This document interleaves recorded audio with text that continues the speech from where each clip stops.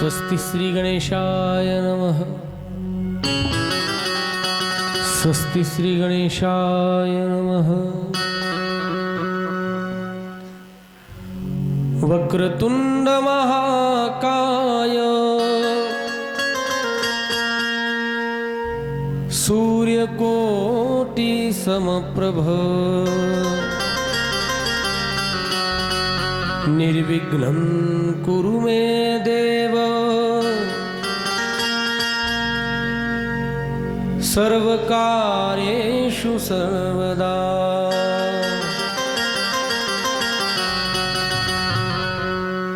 शुक्लां ब्रह्म विचारसार परमां आद्यां जगद्व्यापिनीं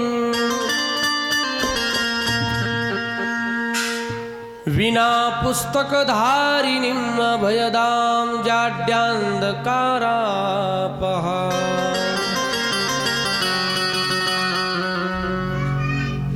हस्ते स्फटिकमालिकां च ददतीं पद्मासने संस्थितां वन्दे तां परमेश्वरीं भगवतीं बुद्धिप्रदां शारदा।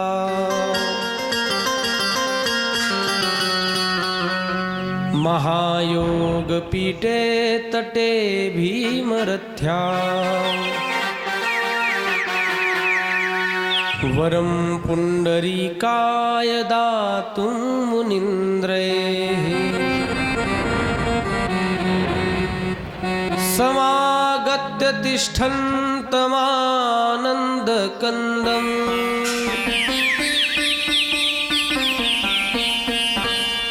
परब्रह्मलिङ्गं भजे पाण्डुरङ्गम्।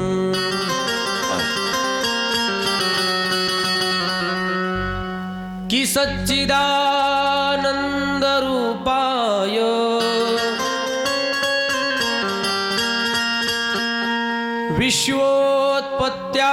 विश्वोत्पत्त्यादिहेतवे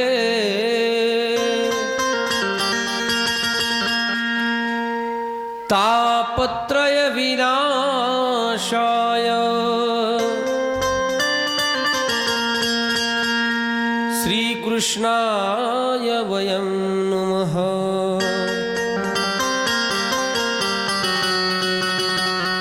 राधा मेरी स्वामिनी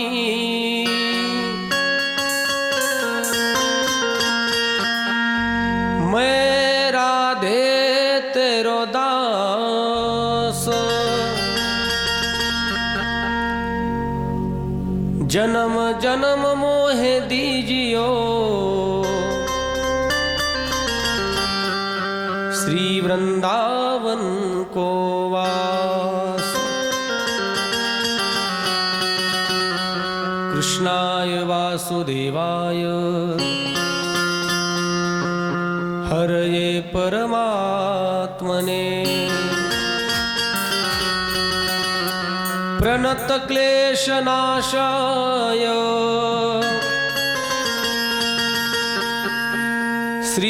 श्रीगोविन्दाय नमो नमः।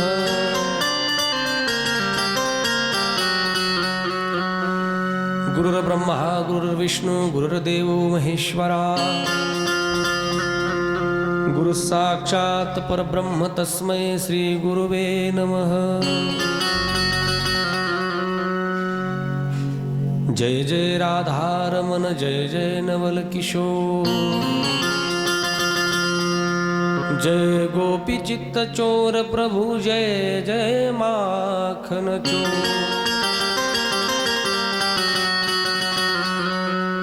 लाली मेरे लालन की जित देखूं बुतलाल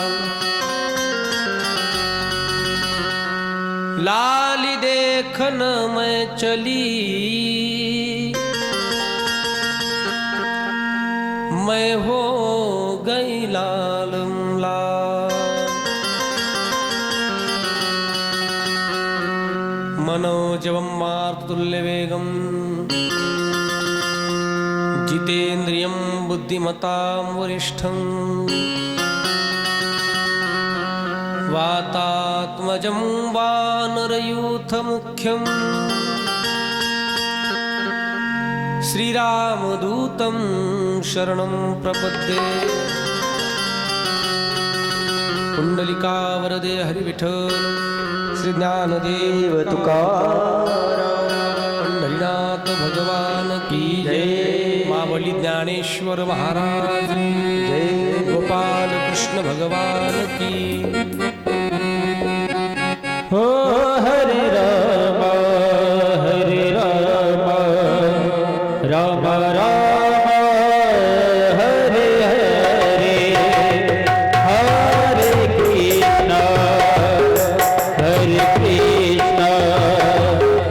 कृष्ण कृष्ण कृष्ण हरे हरे हरे राम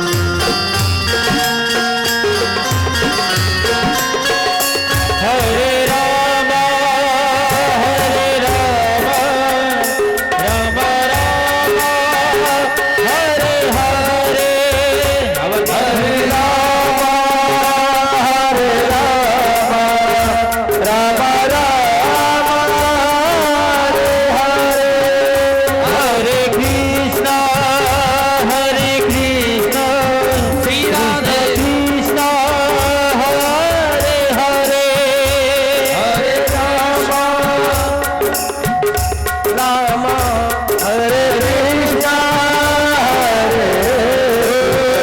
हरे राम हरे राम राम राम हरे हरे हरे राम हरे राम हरे राम हरे हरे हरे कृष्ण कृष्ण कृष्ण हरे हरे हरे राम राम राम हरे हरे राम हरे राम हरे राम हरे हरे हरे राम राम राम हरे हरे हरे कृष्ण कृष्ण कृष्ण हरे हरे हरे राम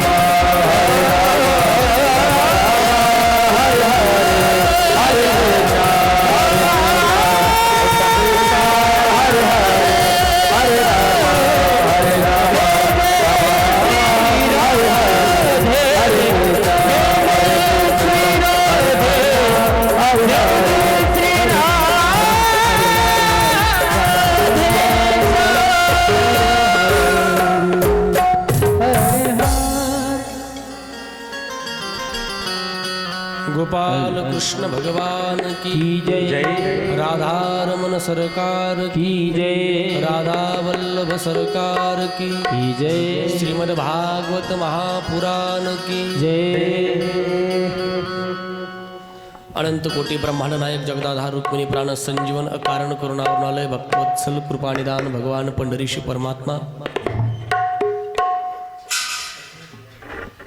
जगत अर्चनीय वंदनीय प्रातस्मरणीय पूजनीय सर हृदयीय जगातील समस्त संत सद्गुरू गुरु धर्ममंडपामध्ये सूक्ष्म जगतामध्ये विराजमान सर्व काही भगवंताची ईश्वरीय चेतना रसराशेश्वरी पूर्णेश्वरी करुणेश्वरी मातेश्वरी वृंदावनेश्वरी वृषभानुजा कीर्तिकुमारी श्री राधाराणी श्री संत सद्गुरू नामदेवराया सद्गुरू मोतीराम महाराज उपस्थित सर्व काही मायबाप सज्जन आणि कथेकरता गोड अशी ज्यांची साथ आहे अशी सर्व काही आमची महाराज मंडळी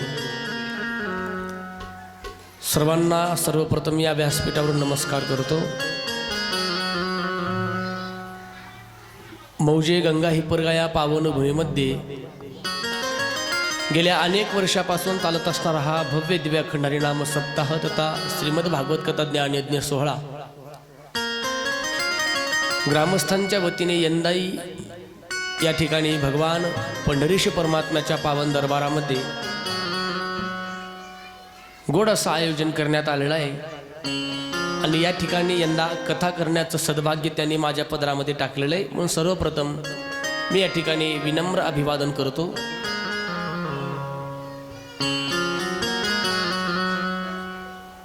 हरिभक्तपरायण मृदंग सम्राट आपला पुढील 7 दिवस कथेकरता आणि कीर्तनाकरता ज्यांचं वादन आपला लाभणार आहे अशी हरिभक्तपरायण आमचे परममित्र महाराष्ट्रातील सुप्रसिद्ध पखवाज वादक असे आमचे विशालजी महाराज बाबुळगावकर असतील. थोडं लेकराला शांत बसवा. ज्यांची लेकरं त्यांनी जवळ घ्या, घ्या जवळ घ्या, लाजू नका. आपापल्या लेकरं जवळ घ्या, घ्या जवळ घ्या. विक्षेप होतो, घ्या बरं. ए चिवडे,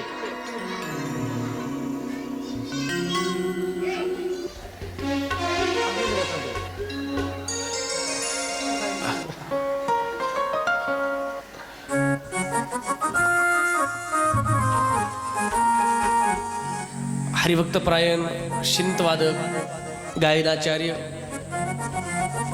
त्यांचं 7 दिवस आपल्याला गायन ऐकायला मिळणार आहे अशी हरिभक्तपरायण आमचे राहुल महाराज असतील नावलगावकर. त्याचप्रमाणे हरिभक्तपरायण आमचे परममित्र इकोप्याळ वादक हरिभक्तपरायण आमचे योगेशजी महाराज आष्टोरकर असतील. हरिभक्तपरायण स्वर्गंधर्व या नगरीचे भूषण आमचे स्वप्नील महाराज असतील गंगाई प्रियकर, उपस्थित सर्व माईबाप सज्जन आणि जल्लोष कीर्तनाचा हे जे यूट्यूब चॅनल आहे, या चॅनल मार्फत आपल्याला ही कथा यूट्यूबवरती पाहायला मिळणार आहे. असे चॅनलचे सर्व आमचे मोठे बंधू रामदास पाटील कळकेकर, त्यांनाही द्यावे थोडे धन्यवाद. आज कथेचा पहिला दिवस आहे. ग्रामस्थांनी खूप आनंदाने या ठिकाणी श्रीमद भागवत कथेचं आयोजन केलेलं आहे आणि त्यांनी हे सद्भाग्य त्यांनी माझ्याकडे सोपवलेलं आहे. म्हणून जसे गुरुवर्य मला आशीर्वाद देतील, पुढील 7 दिवस मी ही कथा तुमच्यासमोर मांडण्याचा माझा प्रयत्न राहील.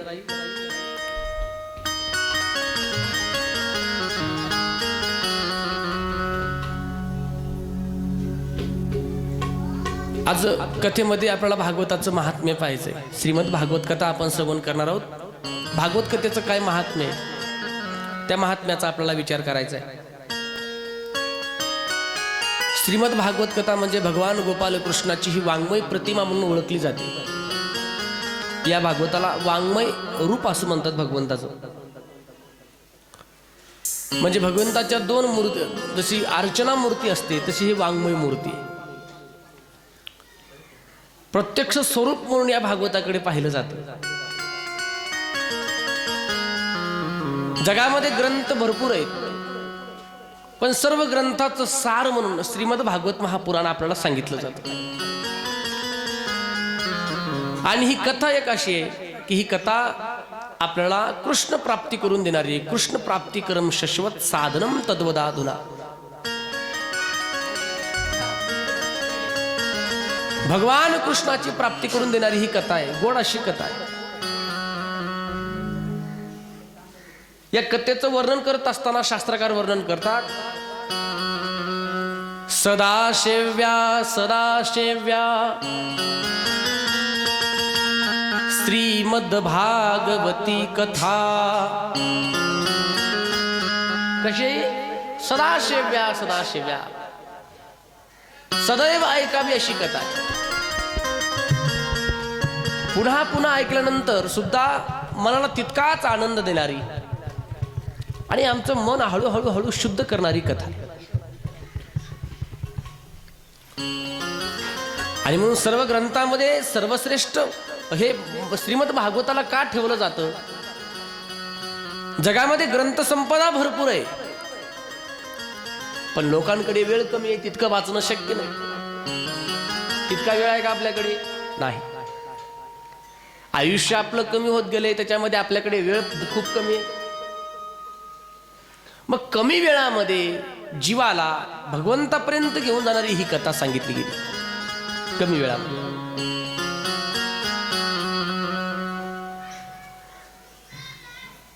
आणि की या कथेमध्ये पुढे 7 दिवस आपण जेव्हा ही कथा श्रवण करू, तेव्हा 7 दिवसामध्ये आपल्या जीवनामध्ये सद्गुणाची वाढ करणारी कथा आहे. हे पहिलं बेनिफिट. आणि दुसरं बेनिफिट असं आहे की आपलं दुर्गुण घालवणारी कथा आहे. कळतं का माझं बोलणं? सद्गुणाची वाढ आणि दुर्गुण घालवणं. कसं असतं, काही जणांकडे सद्गुण भरपूर असतात, पण सद्गुणाबरोबर दुर्गुणही असतात त्याच्यामध्ये. आणि मग सद्गुण असून सुद्धा दुर्गुणामुळे सद्गुण मार खातात. कळतं का माझं बोलणं? सद्गुण खूप चांगले,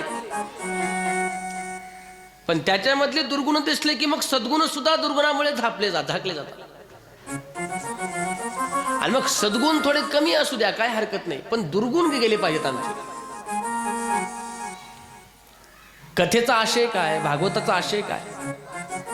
तर भागवत हे आमच्या जीवनामध्ये आरशाची भूमिका सांभाळतं. कशाची भूमिका? आरशाची. दर्पण.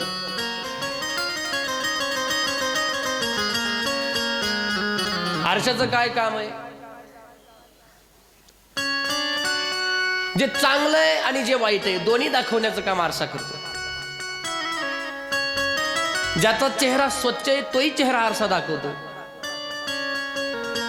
आणि ज्याचा चेहरा थोडासा खराब आहे ते दाखवतो, असा विचार करतो का चांगल्याचा तेवढा चेहरा दाखवायचा आणि जो वाईट चेहरा आहे तो दाखवायचा नाही, कारण पुढच्याला वाईट वाटेल असं नाही.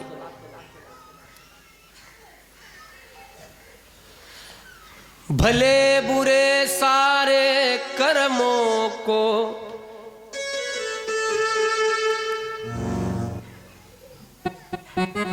देखे और दिखाए, तोरा मन दर्पण कहलाए, तोरा मन दर्पण कहलाए, तोरा दर्पण कहलाए, तोरा मन दर्पण कहलाए, तोरा मन दर्पण कहलाए, मन दर्पण कहलावे, तोरा मन दर्पण कहलाए, तोरा मन दर्पण कहलाए, तोरा मन दर्पण कहलाए. हाँ भले बुरे सारे कर्मों को, भले बुरे सारे कर्मों को देखे और दिखाए, तोरा मन दर्पण कहलाए, तोरा मन दर्पण कहलाए, तोरा मन दर्पण कहलाए.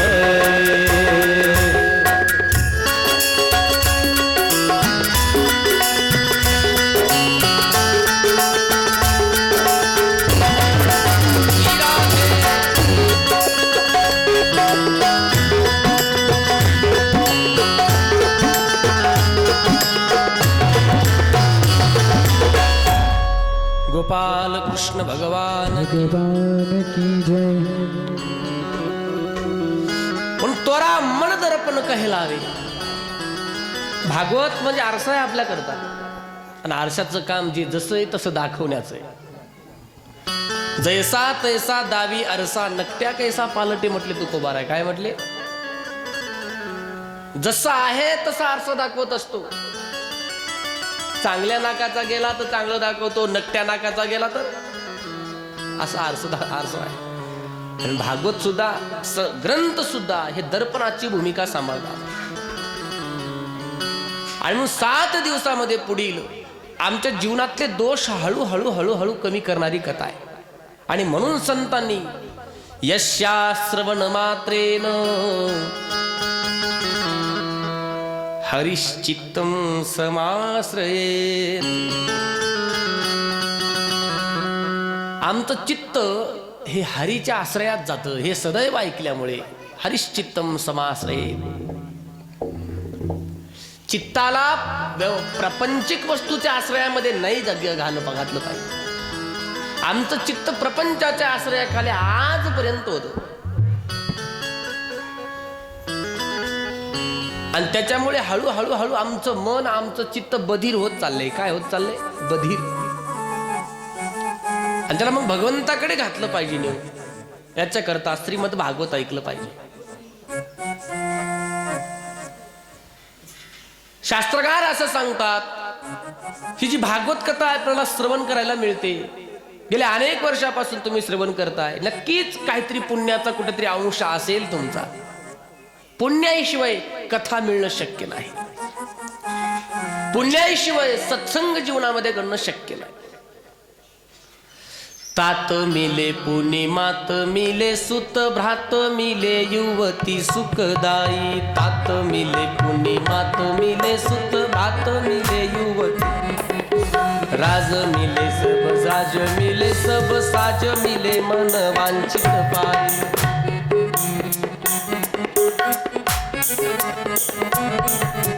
लोक मिले सुर लोक मिले विधी लोक मिले वैकुंठ ही जाई.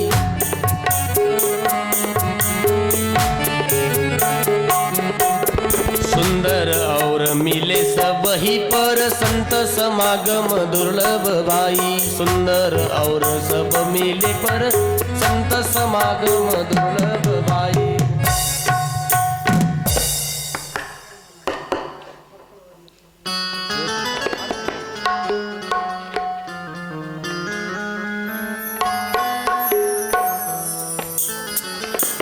सुंदरदास महाराज सांगतात तात मिले पुनी मात मिले सुत भ्रात मिले युवती सुखदाई तात मेल पुन्हा पुनी मात मिले सुत भ्रात मिले युवती सुखदाई जगामधल्या सगळ्या गोष्टी मिळतील पण संत समागम मिळणं याच्याकरता पुण्य लागतं भाग्योदयेन बहुजन्म समर्जितेन भाग्याचा उदय लागतो आणि मग त्याच्याकरता ही कथा आपल्याला ऐकायला मिळते कुठेतरी मनामध्ये असं धरून चालायचं की आम्ही खरंच पुण्यवान आहे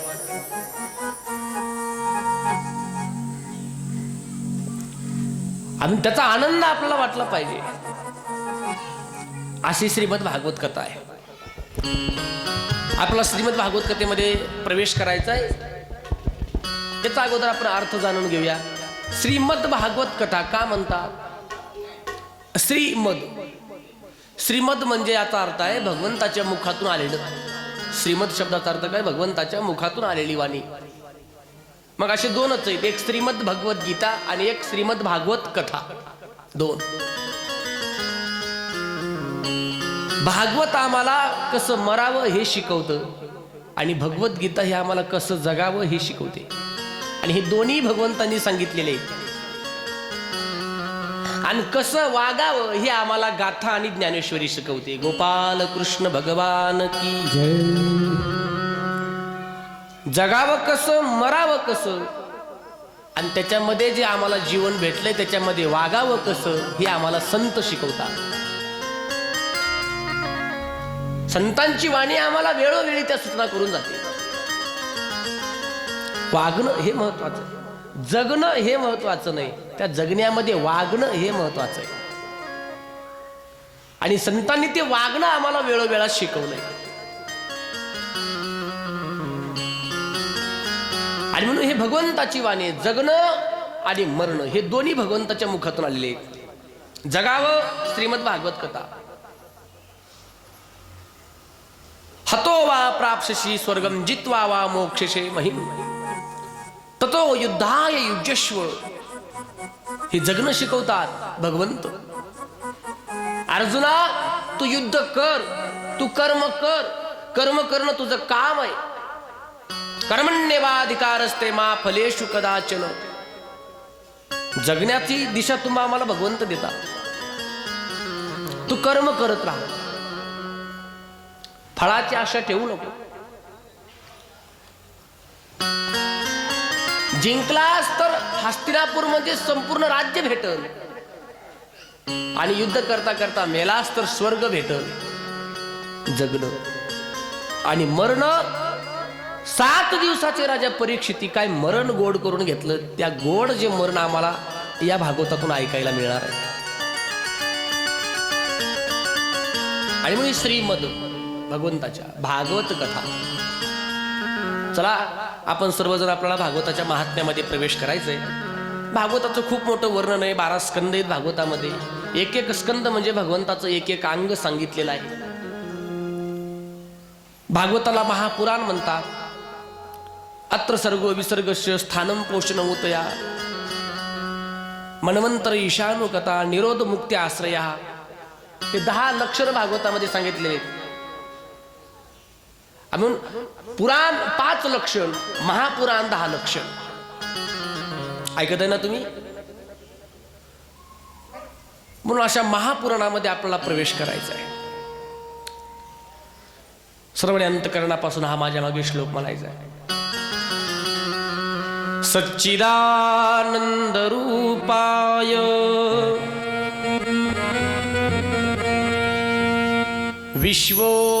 विश्वोत्पत्त्यादि हेतवे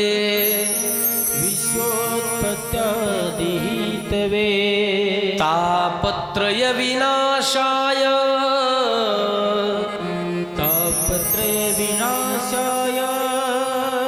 श्रीकृष्णाय वयं नमः श्रीकृष्णाय वयं नमः श्रीकृष्णाय वयं नमः श्रीकृष्णाय वयं नमः श्रीकृष्णाय वयं नमः श्रीकृष्णाय वयं नमः ज्याची आपण कथा ऐकतोय त्याच्याबद्दल महात्म्य असं करतो, त्याला नमस्कार आलेला आहे.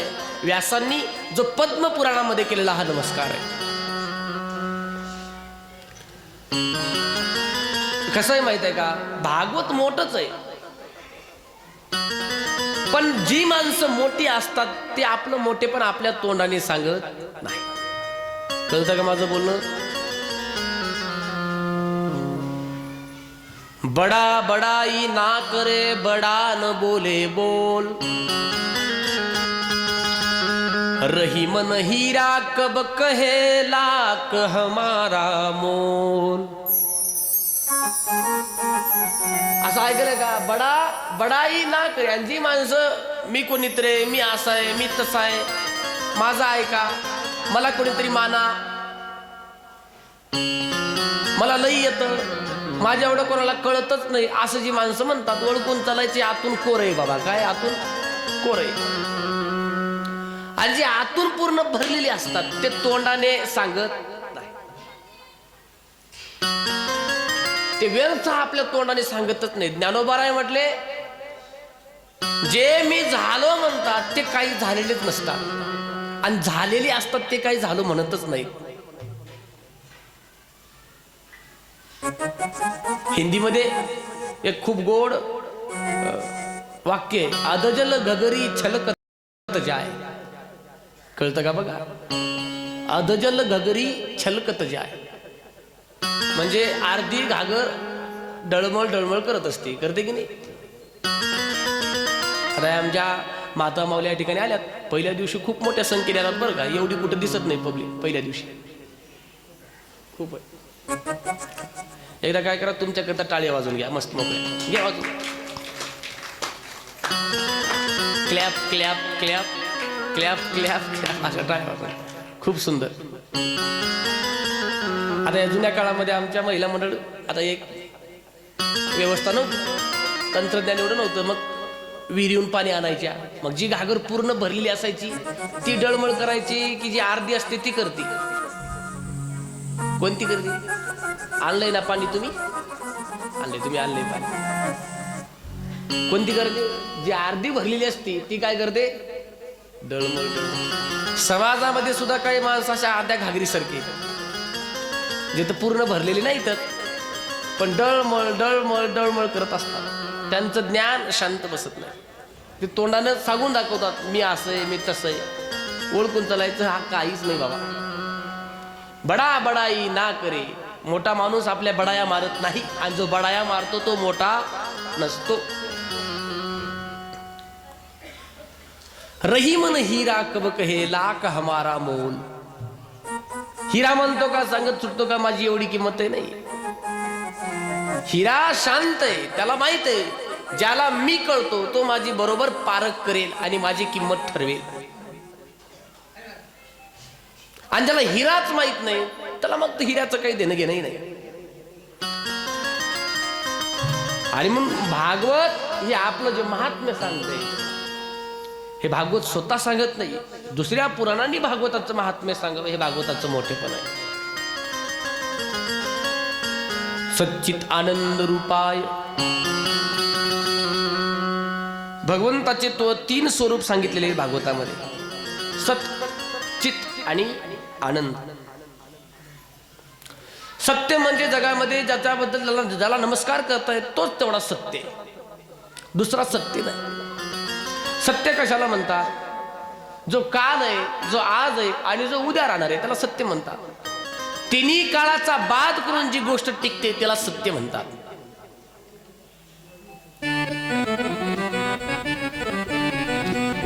सत्यं शिवं सुंदरं, हो सत्यं शिवं सुंदरं, सत्यं शिवं सुंदरं,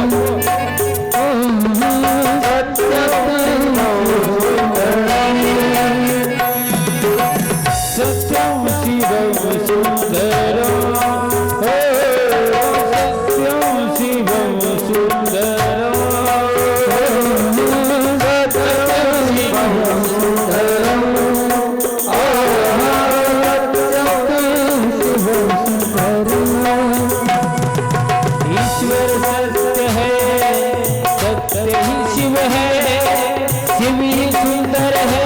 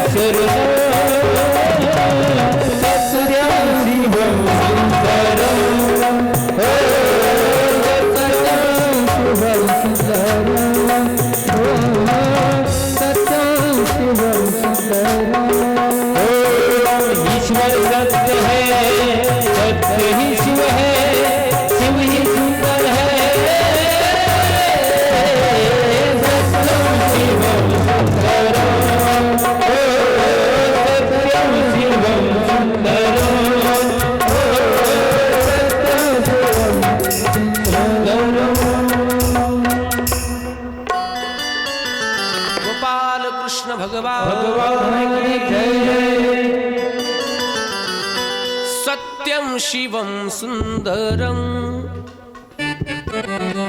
ऐका, सत्य कशाला म्हणतात? सत्याची काय व्याख्या? सत्यम तु सत्यम त्रिसत्यम. रामवध में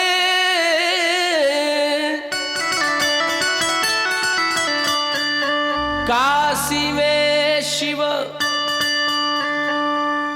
कान्हा वृंदावन में. दया करो प्रभु देखो इनको, हर घर के आंगन में.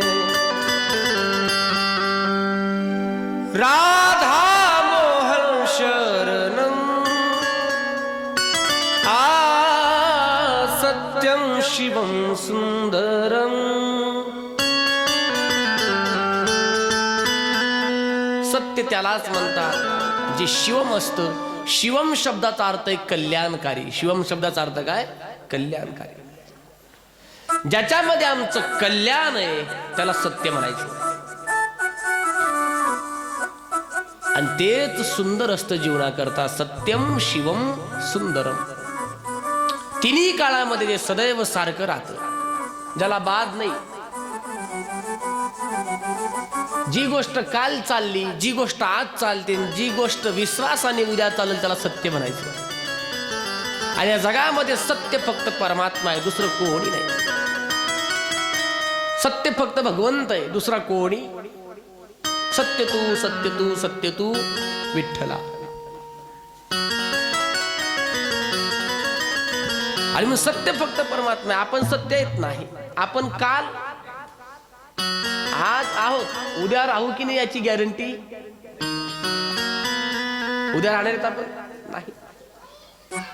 पण सत्य तो आहे. बघा, सत्य कशाला म्हणतात? देश, वस्तू आणि काळ याच्या पलीकडे जे आहे त्याला सत्य म्हणतात. ज्याला देशाची मर्यादा नाही, ज्याला काळाची मर्यादा नाही आणि ज्याला वस्तूची मर्यादा नाही त्याला सत्य म्हणायचं.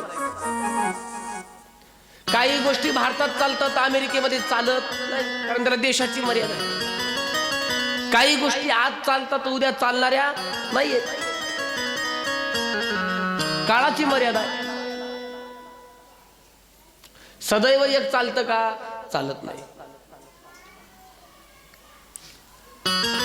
एकेकाळी सुनबाई सासूला भिवून राहायची की नाही? बोला बोला बोला. सुनबाई सासूला भिवून राहायची. आता तो काळ राहिलाय का? आता कोणाची चलते घरामध्ये? खुशाल सुनबाईचं म्हणताय तुम्ही, पण सदैव एकीचा काळ राहत नाही. एक वस्तू प्रत्येक काळामध्ये चालणारी नाहीये. पण भगवंत कालही होता, भगवंत आजही आहे आणि भगवंत उद्या आहे. त्याला काळ कोणता नाही. भूत, भविष्य आणि वर्तमान तिन्ही काळ. गोपाल कृष्ण भगवान की सत्य येतो. चला शब्दघन पुढे. चित्त म्हणतात त्याला. चित्त माने चैतन्य. चित्त म्हणजे चैतन्य.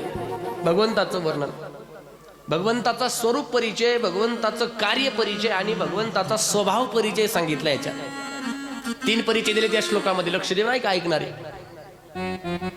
स्वरूप परिचय 3 रूप आहेत त्याला. सत, दुसरं चैतन्य. चित्त माने चैतन्य. सगळीकडे सत्य जो आहे तो चैतन्य रूपाने सगळीकडे व्यापून आहे. चैतन्य रूपाने म्हणजे जे चैतन्य गंगा हिप्परग्यामध्ये, ते चैतन्य अहमदपुरामध्ये. जे चैतन्य अहमदपूरमध्ये, तेच चैतन्य महाराष्ट्रामध्ये, तेच चैतन्य देशामध्ये आणि तेच चैतन्य संपूर्ण ब्रह्मांडामध्ये. त्याला चैतन्य म्हणतात. सदैव सगळीकडे जी नांदत त्याला चैतन्य म्हणतात. आणि जोपर्यंत चैतन्य रूपाने तो आतमध्ये, तोपर्यंत ही सृष्टी हालचाल करते. त्याने चैतन्यच काढून घेतलं, मग काय त्याच्यामध्ये? काही नाही. चैतन्य म्हणजे काय? आपल्या आतमध्ये जे चैतन्य नांदत, त्या चैतन्याने आपण आपला संपूर्ण हालचाल करतो, प्रवास चालतो की नाही आपला, त्याला चैतन्य म्हणतात. आणि याच्यातलं एकदा चैतन्य निघून गेलं, मग घरातले म्हणतात अगोदर बाहेर काढा, आता बॉडी वास मारायला लागली म्हणतात की नाही. जोपर्यंत चैतन्य तोपर्यंत सगळा मान आपल्याला, सगळी माणसं आपल्या मागे पुढे करतात. आणि एकदा याच्यातलं चैतन्य निघून गेलं, बाहेरचे म्हणतील यात नवल नाही, घरातले म्हणतात आता 3.5 तास झाले, बॉडी वास मारायला लागली, लवकर काय करा, बाहेर करा. फक्त बॉडी राहते, चैतन्य निघून गेलं की बाकी सगळं. म्हणून म्हणतात ना, चाले हे शरीर कोणाची आसक्ती, कोण बोलविते हरिविते, देखवी ऐकवी एक नारायण, तयाचे भजन चुकू नको. हे आतमधलं चैतन्य. आणि प्रत्येक ठिकाणी चैतन्य. एक जण म्हणून महाराज चाले हे शरीर कोणाचे सत्य म्हणाल तर पायाचे सत्य. पायाच्या सत्तेने शरीर चालतं. मग पायाच्याच सत्तेने जर शरीर चालत असेल तर मेलेल्या माणसाला पाय असतात की नाही? बोला बोला बोला. तुमच्या इथं माणसं मरत नाहीत का? मग मेलेल्या माणसाला पाय असतात नाही? ताई असतात. मग ते चालत का चालत नाही? हा, मेलेलं माणूस जर तिरडीहून घेऊन जात असताना जर खालच्याला चौगाला म्हटलं, ए चौग मला खाली ठेवा, मला चालायचंय, चौग राहतील का? त्याला पाय असतात ना त्याला, पण पाय असून नाही उपयोग. त्याच्यात चैतन्य नाही ना, चैतन्य निघून गेले. घटा घटातील रूप आगळे, प्रत्येकाचे दैव वेगळे, तुझ्या विना ते कोणा न कळे, मुखी कुणाच्या पडते लोणी, कुणामुखी अंगार, विठ्ठला तू वेडा कुंभार, विठ्ठला तू वेडा कुंभार, विठ्ठला तू वेडा कुंभार, विठ्ठला तू वेडा कुंभार.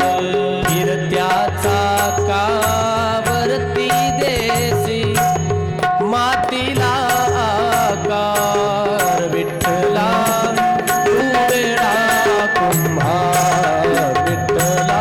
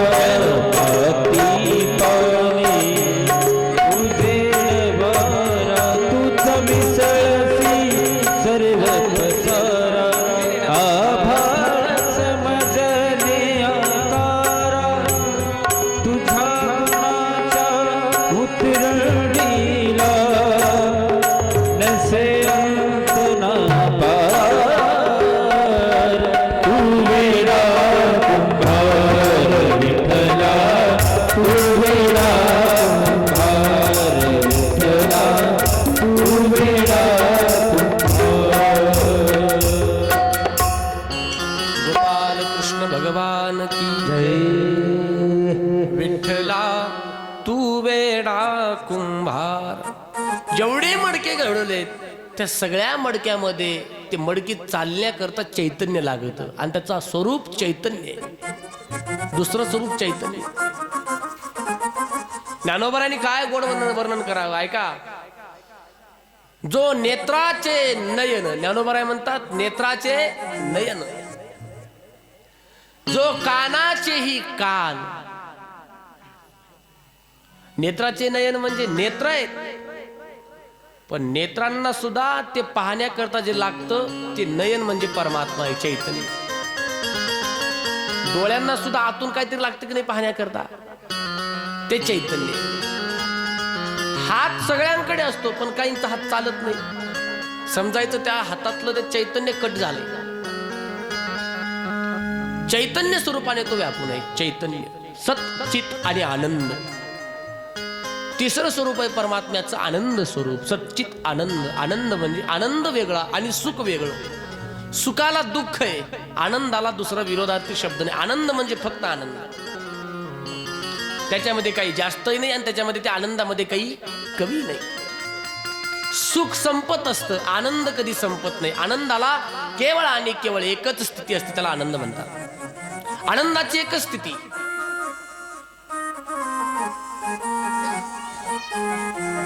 नदीचं, ओहळाचं, विहिरीचं पाणी आटत, त्याला सुख म्हणा, आणि समुद्राचं पाणी आटतच नाही, त्याला आनंद म्हणा.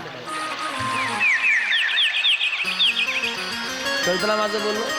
मग आम्ही म्हणतो आनंद झाला, आम्हाला आनंद होत नाही, आम्हाला सुख होतं. आणि जिथं सुख असतं तिथं काय असतं? दुःख. सुखाच्या मागे दुःख येतं. आनंदाला कोणता पर्यायवाची किंवा विरोधार्थी शब्द नाही. आणि परमात्म्याला आनंद म्हटलंय. विटेवरी उभा आनंदाचा कंद, आनंदाचा कंद.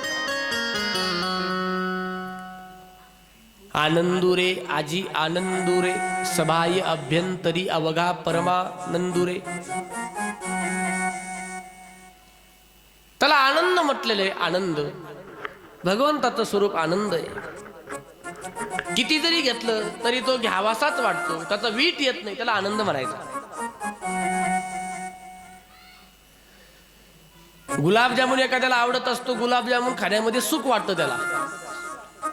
पण पहिला जामून खाल्यानंतर जी गोडी आहे, जे सुख आहे, ते 10वा जामून खाताना आहे का? नाही. हळूहळू हळूहळू त्याचा वीट येतो, आपलं मन त्याला विटतं, तोंड घडतं की नाही हळूहळू. पण आनंदाला तसं नाही. आनंद पुन्हा पुन्हा पुन्हा तोच भोगावा वाटतो.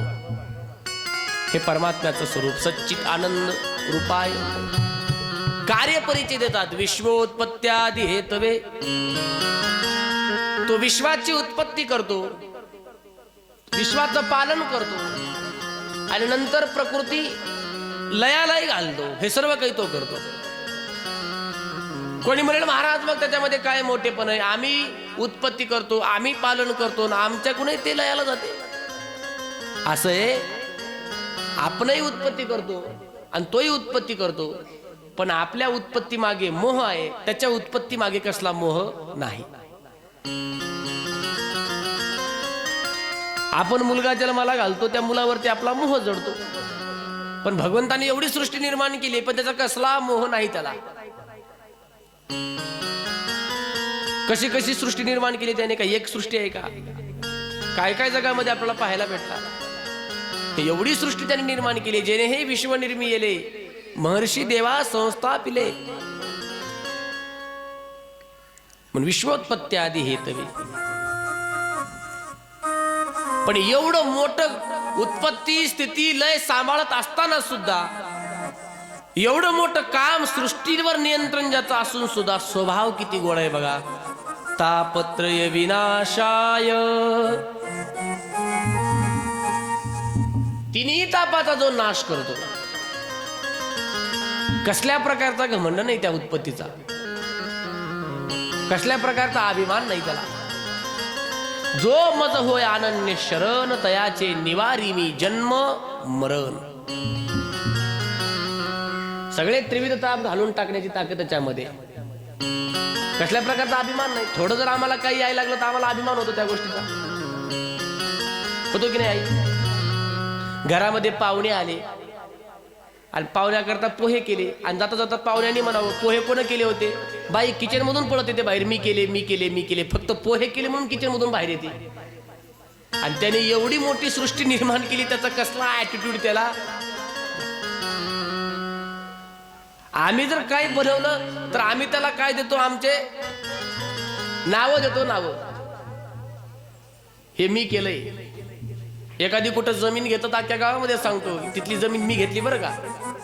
अरे मग तू ते जमीन घेतली, ज्याने ते जमीनच निर्माण केली त्याचा किती अहंकार असायला पाहिजे होता.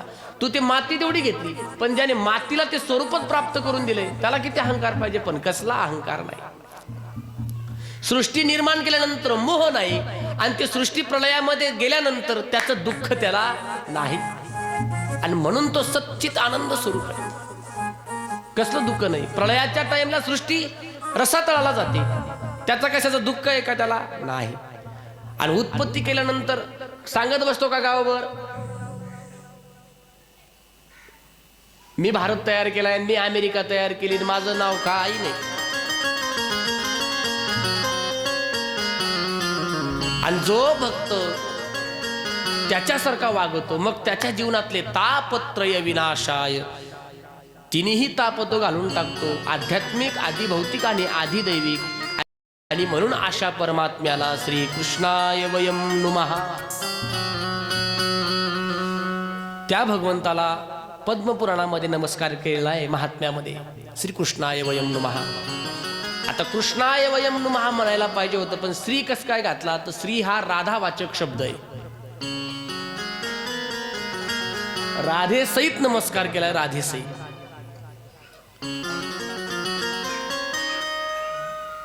कारण राधेशिवाय कृष्णाला हे किंमत नाही. राधेशिवाय भगवंत शून्य.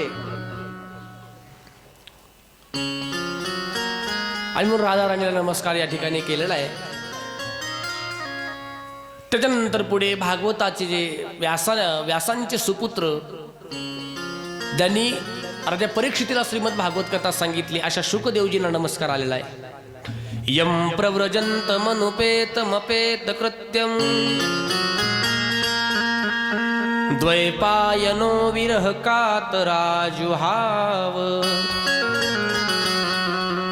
पुत्रेति तन्मयतया तरवोभिनेदु तं सर्वभूत हृदयं मुनिमानतोस्मि. शुकदेवजींना नमस्कार केलाय. शुकाचार्य कोण आहेत? जन्माला आल्याबरोबर जे पळून गेले म्हणतात, नग्न अवस्थेमध्ये जसे जन्माला आले तसे प्रपंचाचा मोह न ठेवता जे पळून गेले. यम प्रव्रजंत मनुपेत, प्रव्रजंत शब्दाचा अर्थ पळून गेले. अशा विरक्त शुकदेवजींना नमस्कार केलाय दुसऱ्या श्लोकात. आणि मग त्याच्यानंतर आता पुढचा एक प्रसंग सुरू होतो भागवत महात्म्याचा. नैमिष्ठारण्यामध्ये काही संत जमलेले 88,000 शौनकादी ऋषी यज्ञ याग करायचे आणि रिकाम्या वेळामध्ये सुतजींना प्रश्न करायचे, काही शास्त्र ऐकण्याकरता प्रश्न करायचे. आणि आज त्या शौनकादिकांनी प्रश्न विचारला की हे सुतजी महाराज, आमच्या जीवनामध्ये भक्ती वाढेल, वैराग्य वाढेल, विवेक वाढेल असं कोणतं शास्त्र तुमच्याकडे आहे का? विवेको वर्धतो महान. तर मग सुतजी सांगतात, धन्य भागवती कथा. भागवत नावाची एक अशी कथा आहे ज्याच्याने आमचं वैराग्य वाढेल, विवेक वाढेल आणि आमच्या जीवनामध्ये भगवान कृष्ण भक्ती आमच्या जीवनामध्ये जोडली जाईल, अशी कथा मी तुम्हाला सांगतो म्हटले. श्रीमद भागवत महापुराण की जय. भागवताचा काय महिमा आहे? 88,000 हजारो वर्ष चाललेला हा यज्ञ.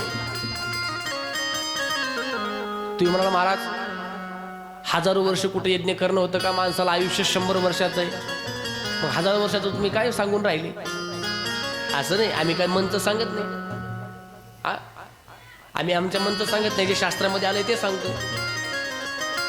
आणि शास्त्र काय सामान्य लोकांनी लिहिलेलं नाही. गाथा तुकोबारांनी लिहिला, ज्ञानेश्वरी ज्ञानोबारांनी लिहिले, शास्त्र ऋषी मुनींनी लिहिलेले. मग ते काय खोटं थोडंच बोलणार आहेत? आज असं आहे, माणसाचं आयुष्य कलियुगात 100 आहे, पण मागे माणसाचं आयुष्य खूप जास्त होतं. द्वापारामध्ये 1000 वर्ष, त्रेतायुगामध्ये 10,000 वर्ष आणि सत्ययुगामध्ये 1,00,000 वर्ष माणसाला आयुष्य होतं. हळूहळू हळूहळू कमी होत गेलं. त्याच्यामध्ये मनुष्य येऊनने स्वतःचा घात करून टाकला. सत्ययुगामध्ये भगवंतानी माणसाला 1,00,000 वर्षाचं आयुष्य दिलं, चांगलं जगेल म्हणून. आणि 28 हात उंची दिली. किती? 28 हात. पण जसं जसं सत्ययुग संपत आलं, त्रेता लागायला लागलं, भगवंतानी विचार केला माणसाला एवढं आयुष्य काही कामाचं नाही देऊन. भगवंताने 1,00,000च्या पुढचा 1 शून्य पुसला आणि अर्धी उंची कमी केली भगवंताने. किती झालं? आयुष्य झालं 10,000 आणि अर्धी उंची कमी केली म्हणजे उंची झाली माणसाची 14 हात. परत हळूहळू हळूहळू हळू त्रेता संपत आलं आणि त्रेतायुग संपताना द्वापार यायला सुरू झालं. भगवंताने विचार केला माणूस एवढाही वर्ष जगण्याच्या लायकीचा, ठेवण्याच्या लायकीचा नाही. परत शून्य पोसून टाकला भगवंताने आणि परत त्या देहाची अर्धी उंची कमी केली. आयुष्य झालं किती? 1000 आणि उंची 14च्या अर्धी 7 हात उंची झाली. द्वापर युगामध्ये आयुष्य होतं 1000 वर्षाचं आणि उंची होती 7 हात. द्वापारही हळूहळू संपत आलं. परत देवाने विचार केला, अरे माणूस नीतीने वागत, माणसाची नीती संपली, माणूस स्वार्थी झालाय, माणूस जास्त टेन्शन घ्यायला लागलाय आणि टेन्शन मध्ये एवढा 1000 वर्षाचं आयुष्य करायचं कशाला? त्याच्याकरता माणसामध्ये माणुसकी राहिली नाही. आणि म्हणून भगवंताने परत विचार केला, 1 शून्य आपण आणखी काय करू? माणसात राहिली का माणुसकी? देख तेरे संसार की हालत क्या हो गई भगवान, कितना बदल गया इंसान, कितना बदल गया इंसान. देख तेरी संसार की हालत क्या हो गई, बदल गया इंसान, कितना बदल गया इंसान. सूरज न बदला, चांद न बदला, ना बदला आसमान, कितना बदल गया इंसान, कितना बदल गया इंसान, कितना बदल गया इंसान.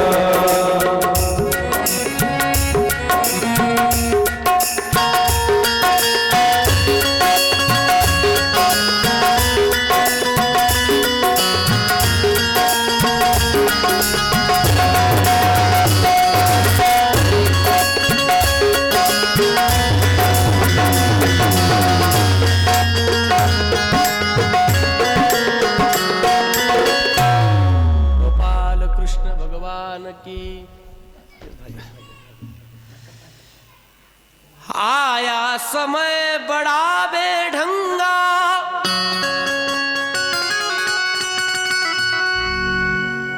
आज आदमी बना लफंगा,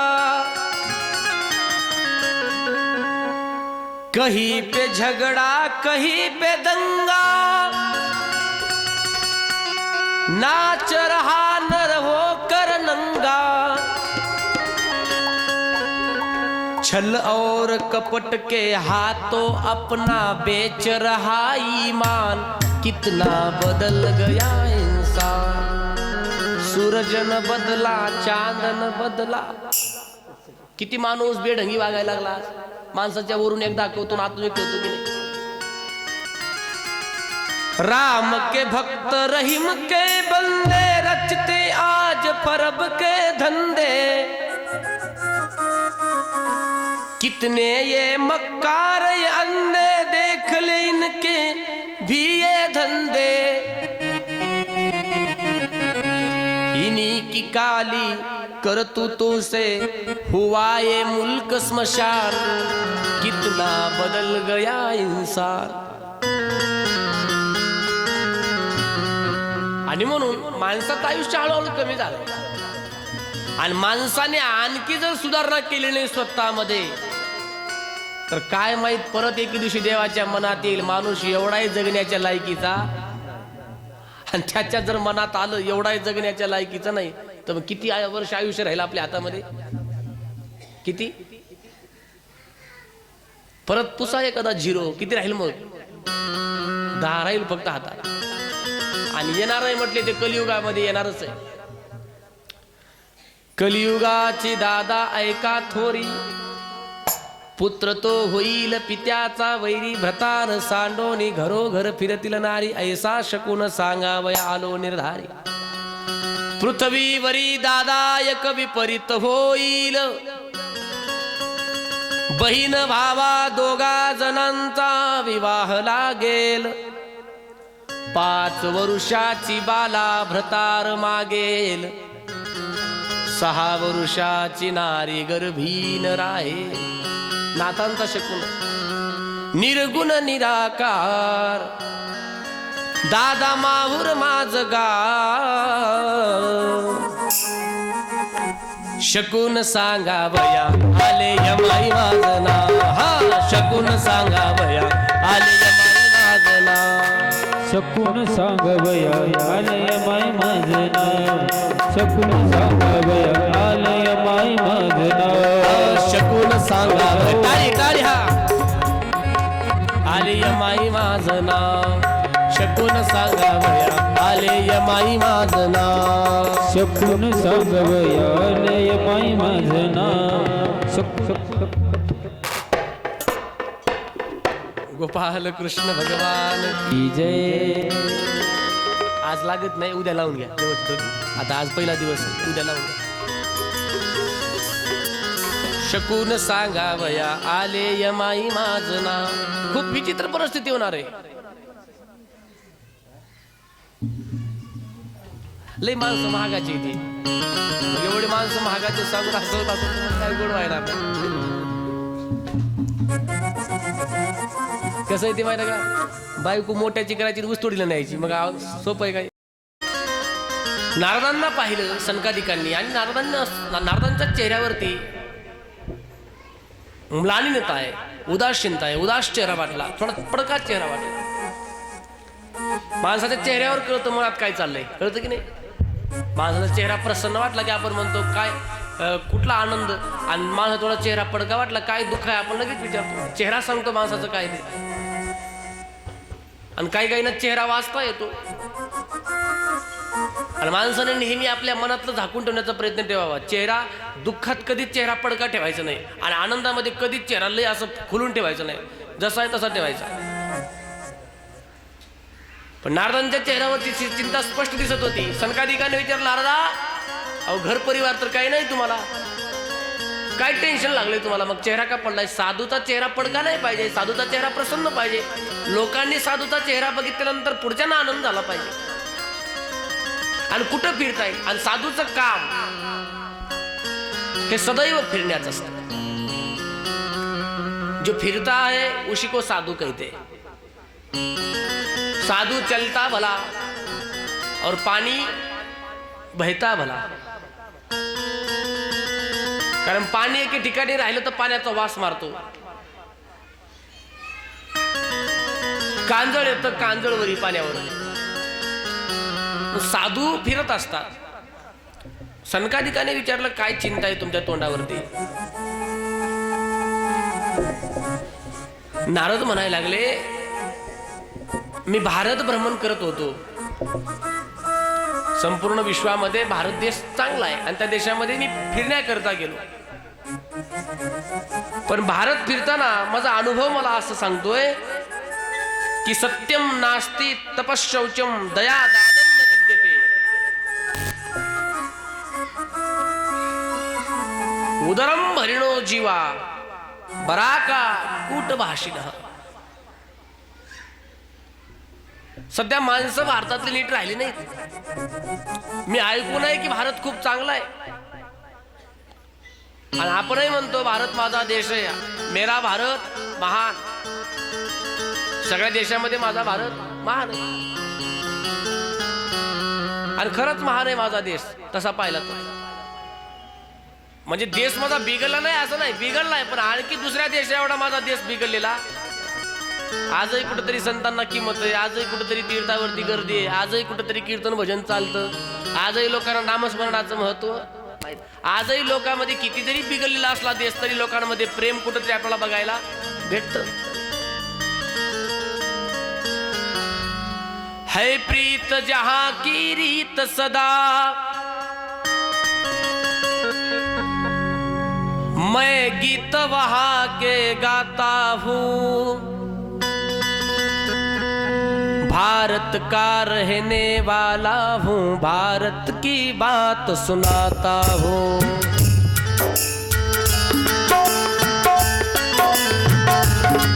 ऐ प्रीत जहाँ की रीत सदा, मैं गीत वहाँ के गाता हूँ.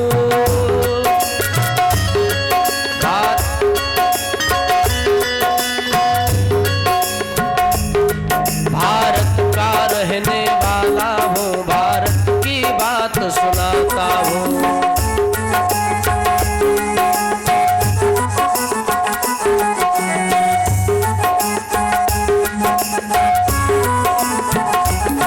काले गोरे का भेद नहीं, हर दिल से हमारा नाता है.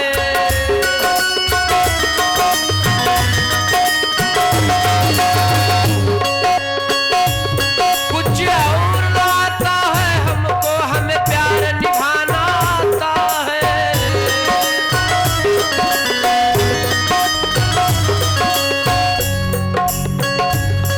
इसे मान चुकी सारी दुनिया, इसे मान चुकी सारी दुनिया, मैं बात वही दोहराता हूँ.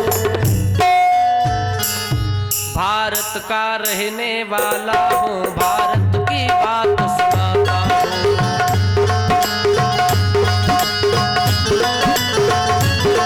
मैं प्रीत जहाँ की रीत सदा, मैं गीत वहाँ के गाता हूँ. भारत का रहने वाला हूँ, भारत की बात सुनाता हूँ. भारत का रहने वाला हूँ, भारत की बात सुनाता हूँ.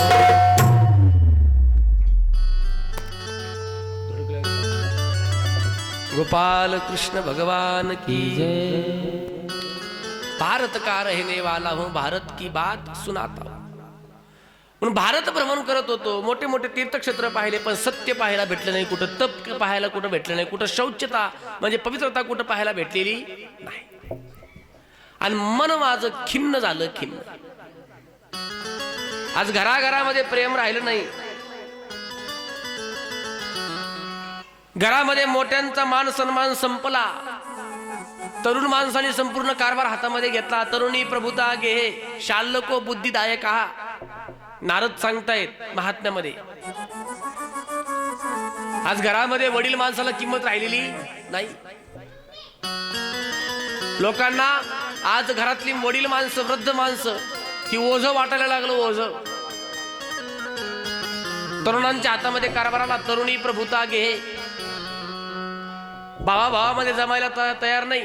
भावाला भावाचं मत पटत नाही. शाल्लको बुद्धिदायक हा, शाल्लक हा संस्कृत शब्द आहे. त्याला मराठीमध्ये मेहुणा म्हणतात. काय म्हणतात? मेहुणा. आणि जेवढा आज मेहुण्याचं पटायला लागलंय तेवढं भावाचं पटत. बोला बोला बोला पुरुष मंडळी, हलवा मान हलवा. जेवढं मेहुण्याचं पटत तेवढं भावाचं पटायला तयार. शाल्लको बुद्धिदायक हा शालक. आणि हिंदीमध्ये त्याला साला म्हणतात. काय म्हणतात? साला. संस्कृत मध्ये शालक, हिंदीमध्ये साला आणि मराठीमध्ये मेवणा. गुजरातीमध्ये एक अशी म्हण आहे, घर बिगारो हे दीवार बिगारो आरो और घर बिगारो सारो. गुजराती म्हण आहे, ऐका. ज्या भिंतीमध्ये जास्त अलमाऱ्या आहेत ती भिंत खराब होते. दीवार बिगारे आरो और घर बिगारे सारो. आणि घर बिघडत असतो साला. सारो म्हणजे साला, मेवणा. शाल्लको बुद्धिदायक हा. कन्येचा विक्रय व्हायला लागला. कन्या विक्रयिनो लोभात दंपतीनाम च कलकनो. नवरा बायको मध्ये कलह वाढताना दिसतोय, प्रेम राहिलं नाही असं नारद म्हणताय.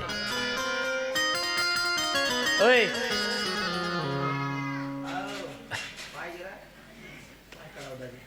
त्याचा पाय काढाव. गोपाल कृष्ण भगवान की जय.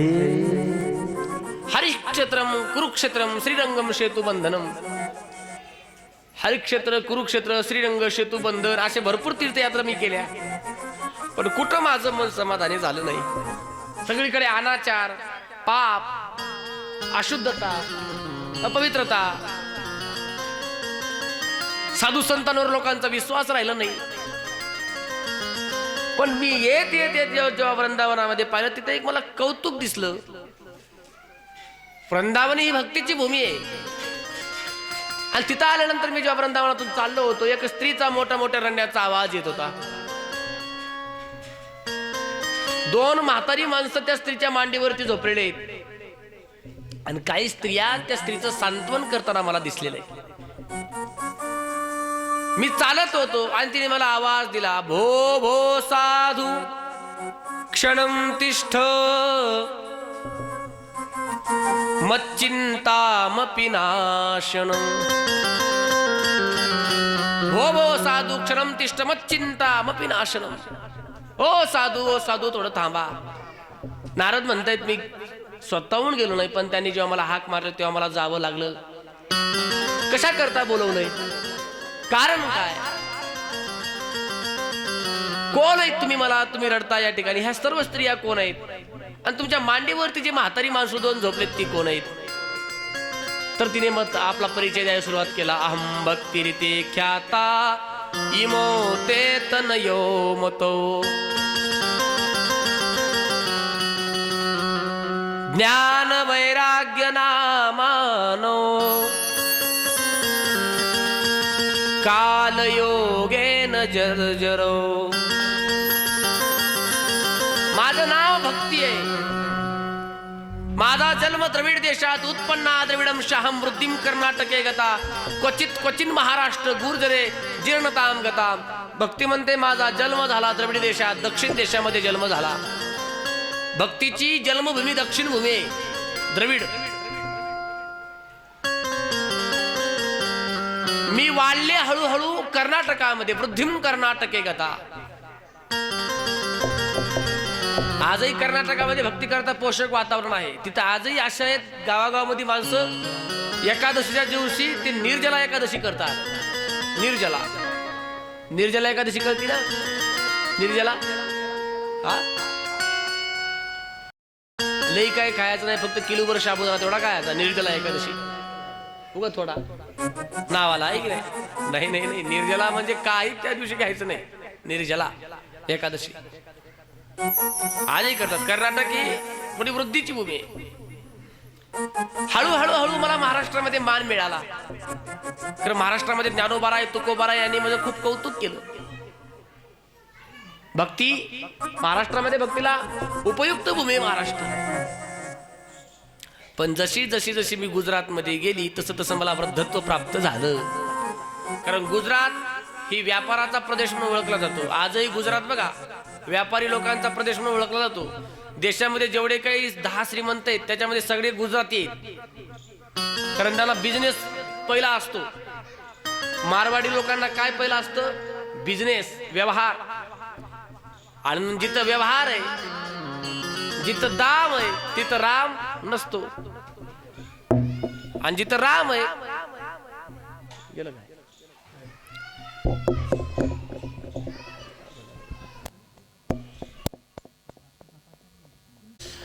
मला वृद्धत्व प्राप्त झालं. माझे 2 मुलं वृद्ध झाले. ज्ञान आणि वैराग्य याचं नाव आहे. 2 मुलं वृद्ध झाले. पण मी हळूहळू वृंदावनामध्ये आले.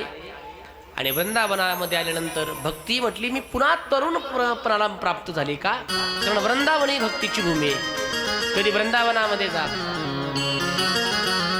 एक कवी खूप गोड वृंदावनाचं वर्णन करताय.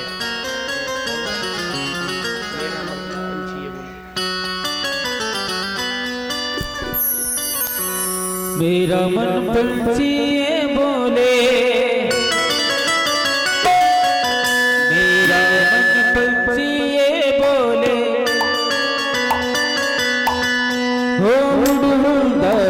जाऊं ब्रज की लता पता है मैं तो राधे राधे गाऊं ब्रज की लता पता है मैं तो राधे राधे गाऊं ब्रज की लता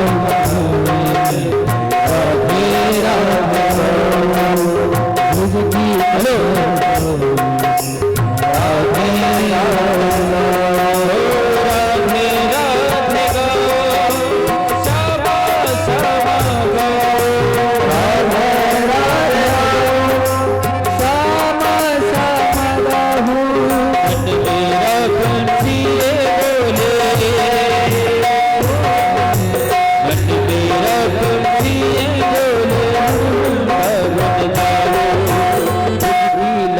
पता है मैं तो राधे राधे गाऊं ब्रज की लता पता है मैं तो राधे राधे गाऊं राधे राधे गाऊं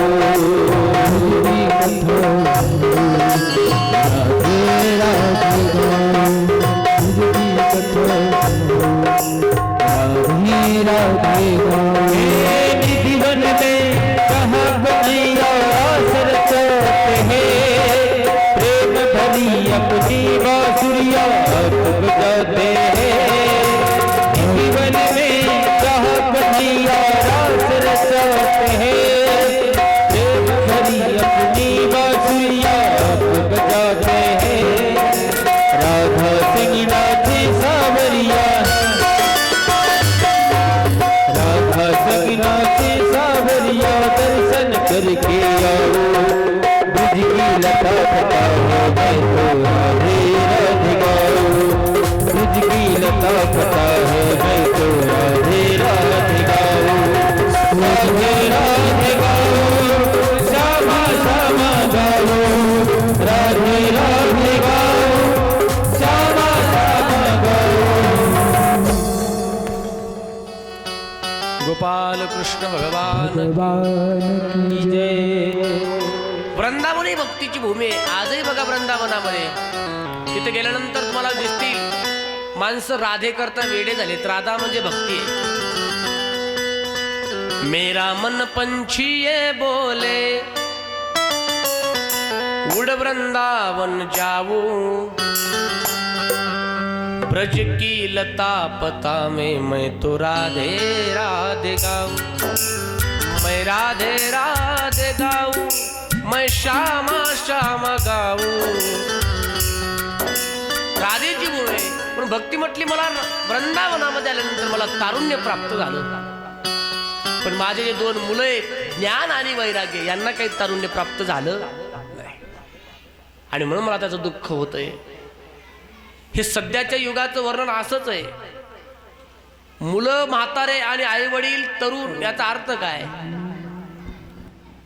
आई वडिलांच्या समोर तरणे बांड पोर मृत्यूच्या आहारी चादरात दिसता येतं आपल्याला. याला म्हणायचं मुलं म्हातारी होणं आणि आई वडील राहणं. आज आम्हाला बऱ्याच ठिकाणी असं पाहायला मिळतं मायबाप राहिले आणि पोरं निघून गेली व्यसनाच्या आहारी जाऊन दारू पिऊन नाही नाही ते व्यसन करून ऑक्सिजन मध्ये कसलाच मागचा पुढचा विचार न करता याला म्हणायचं म्हातारच होणं. अगोदर जाणं आपल्या आई वडिलांच्या आणि म्हणजे दुःख करते भक्ती त्या ठिकाणी. माझ्या मुलांना तारुण्य प्राप्त करून द्या आणि म्हणून नारदांनी त्या ठिकाणी भक्तीच्या मुलांना तारुण्य प्राप्त व्हावे याच्या करता गीता पाटेर मुहुर्मुहु शास्त्र उपनिषद वेद वेदांत घोषणचे गीता पाटेर मुहुर्मुहु हे सर्व काही त्या ठिकाणी गायला लागले. त्याचं व्हायचं असं वेदांत गायल्यानंतर थोडीफार त्यांना शुद्धी यायची पण लगेच बेशुद्ध होऊन पडायचे ज्ञान आणि वैराग्य लगेच बेशुद्ध. नारदांनी सर्व केलं पण काही झालं नाही. शेवटी आकाशवाणी झाली आणि आकाशवाणीने सांगितलं नारदा भक्तीच्या दोन मुलांना तारुण्य मिळवायचं असेल तर तुम्ही सत्कर्म केलं पाहिजे. सत्कर्म सत्कर्म काय आहे ते तुम्हाला संत सांगतील. आम्ही संतांना विचारत विचारत विचारत नारद हे सनकादिकांपाशी गेले. सनकादिकांनी सांगितलं की नारदा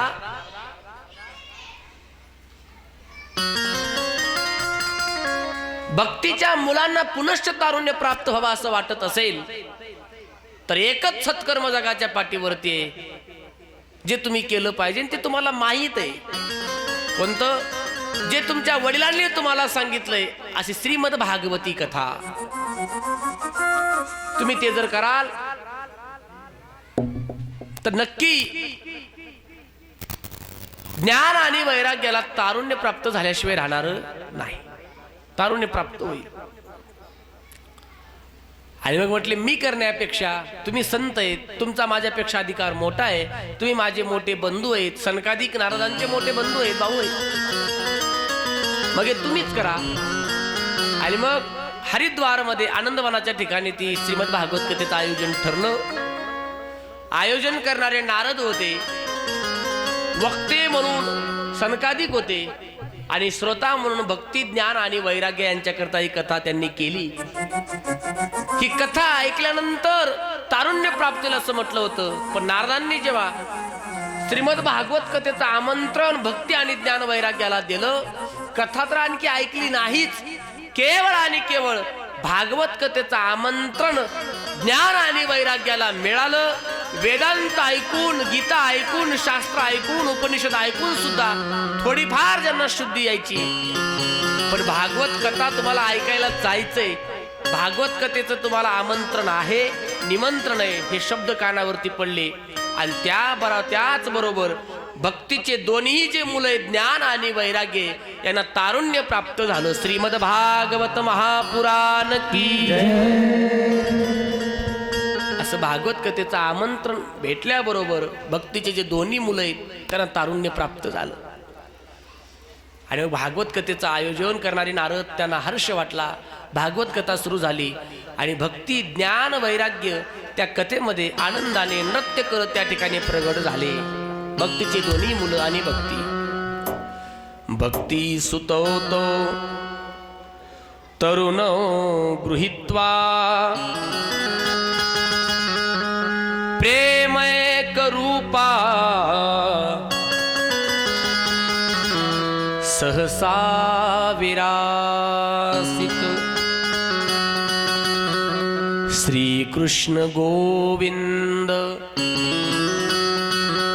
हरे मुरारी नाथेति नामानि